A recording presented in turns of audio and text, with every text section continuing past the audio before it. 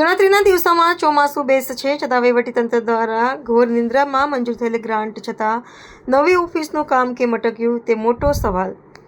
ડભોઈ એક તરફ ગુજરાત સરકાર રાજ્યને ડિજિટલ અને આધુનિક ગુજરાત મોડેલ બનાવવાની મોટી વાતો કરી રહી છે, ત્યારે બીજી તરફ ડભોઈ વન વિભાગની કચેરી સરકારી તંત્રની ઉદાસીનતાની જીવતી જાગતી સાક્ષી પૂરે છે. ડભોઈ શિનર ચોકડી નજીક ચાણોદ વાલી ફાટક પાસે આવેલ વન વિભાગની કચેરી છેલ્લા 4 વર્ષથી અત્યંત